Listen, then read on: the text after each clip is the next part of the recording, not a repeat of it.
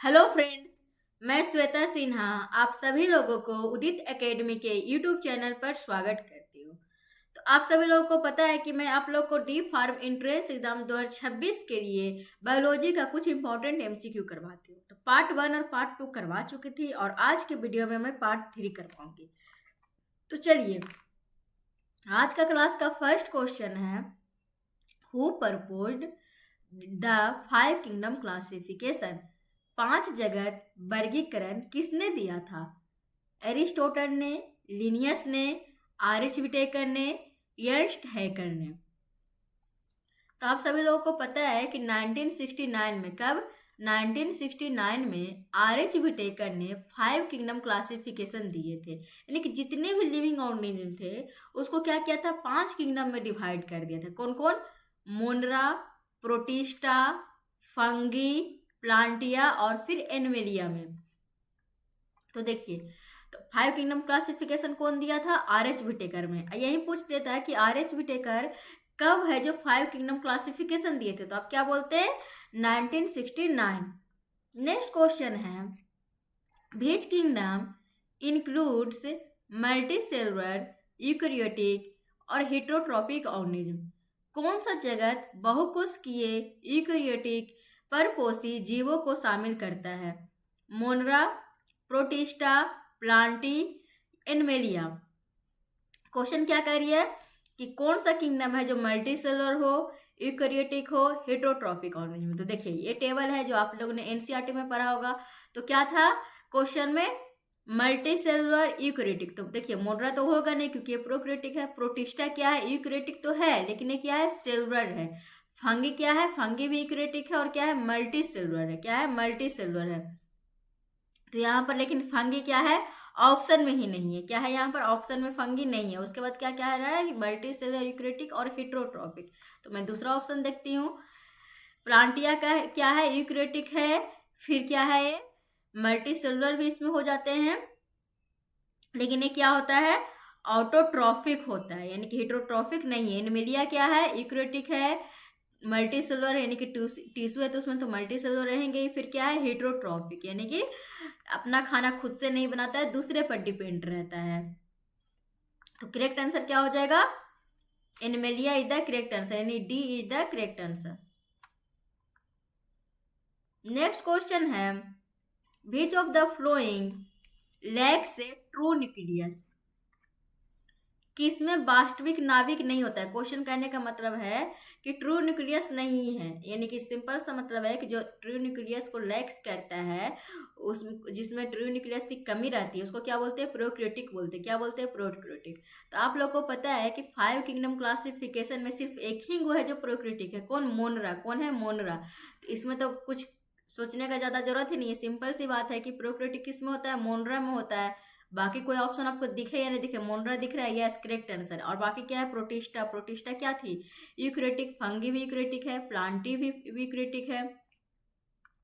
Next question है, viruses contain, virus में होता है only DNA.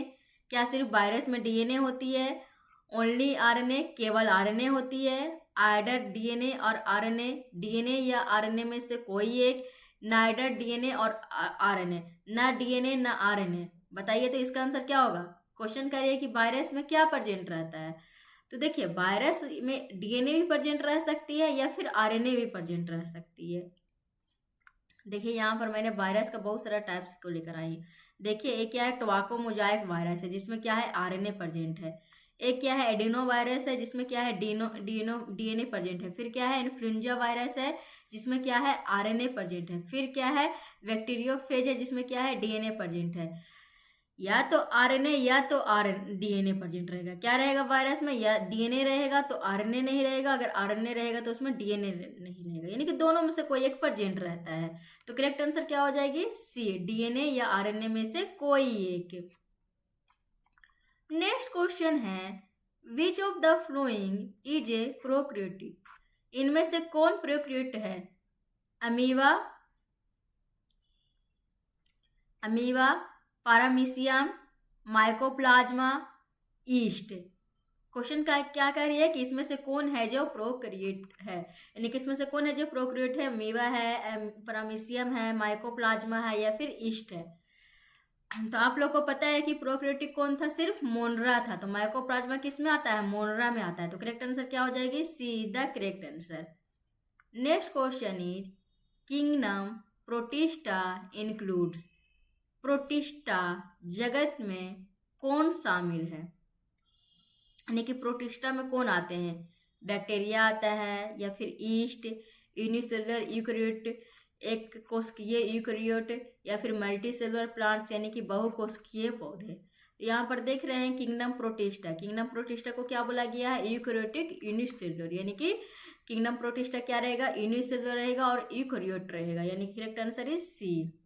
Next question is the cell wall of fungus is made up of, फफूंद की कोशिका भिट्टी बनी होती है, बताइए। तो सेल वॉल ऑफ फंगी किसका बना रहता है, यानी कि जो फंगी का जो सेल वॉल रहता है वो किसका बना रहता है, सेलुलोज का या फिर पेप्टिडाइगोग्लाइन का या फिर काइटिन का या फिर पेक्टिन का। तो देखिए यहाँ यहीं पर टेबल मैं लेकर आई हूँ जो एनसीईआरटी वाला था, उसमें क्या पूछा गया अभी question, cell wall of fungi, यानी कि फंगी का सेल वॉल। देखिए यहाँ पर फंगी है और सेल वॉल देखिए यहाँ पर दिया गया है। तो फंगी का सेल वॉल क्या है, प्रेजेंट विथ काइटिन, यानी इसमें काइटिन प्रेजेंट रहता है। अगर पूछ देता कि मोनरा का क्या है तो क्या बोलते हैं, नन सेलुलोजिक यानी कि पॉलीसेकेराइड्स प्लस अमीनो एसिड्स का बना था। प्रोटिस्टा का किसी किसी में क्या रहता है, सेल वॉल प्रेजेंट रहता है। प्लांटिया का क्या है, प्रेजेंट रहता है जो सेलुलोज का बना रहता है। फिर एनवेलिया में क्या रहता है, सेल वॉल एब्सेंट रहता है।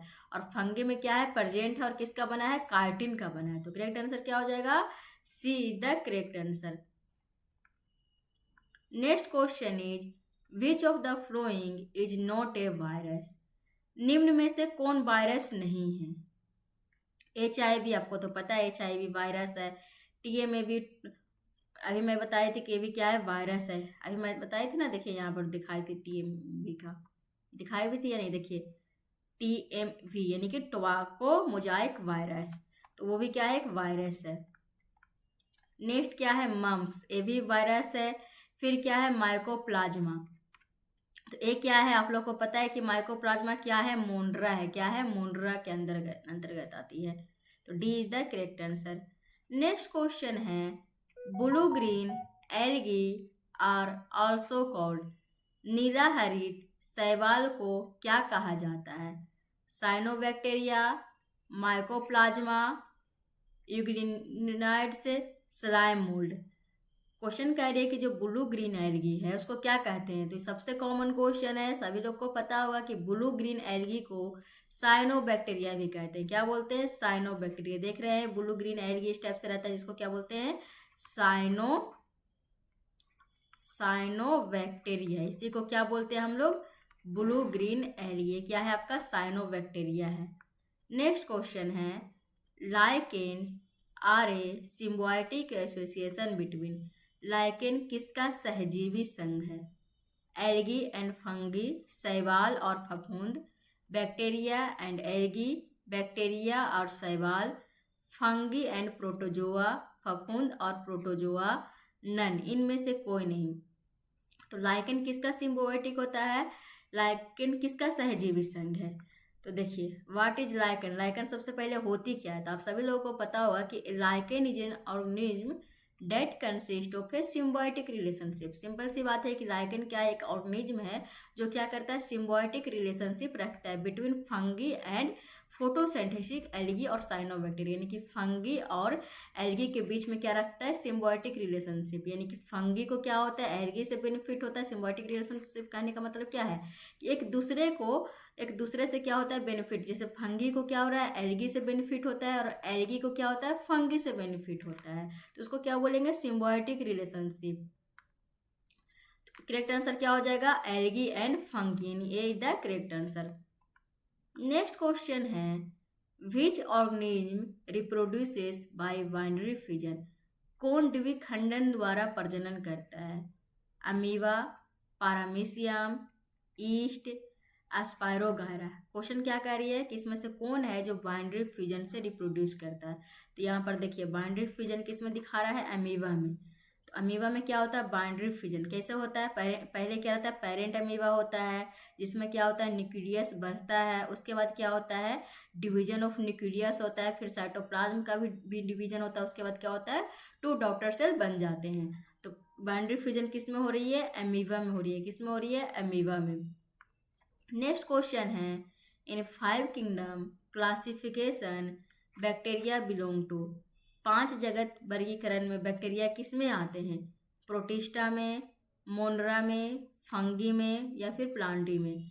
तो बताइए तो बैक्टीरिया किसके अंतर्गत आता है। तो सभी लोगों को पता होगा कि बैक्टीरिया है जो मोनरा के अंतर्गत आता है। जितने भी बैक्टीरिया है सब कहाँ प्रेजेंट रहते हैं, मोनरा किंगडम में। कौन सा किंगडम में, मोनरा में। तो करेक्ट आंसर क्या हो जाएगा, बी। ये सब क्या है, बैक्टीरिया देख रहे हैं और ये कहाँ प्रेजेंट है, मोनरा किंगडम में। तो चलिए आज के क्लास के लिए इतना ही। हम मिलते हैं नेक्स्ट वीडियो में नेक्स्ट पार्ट के साथ।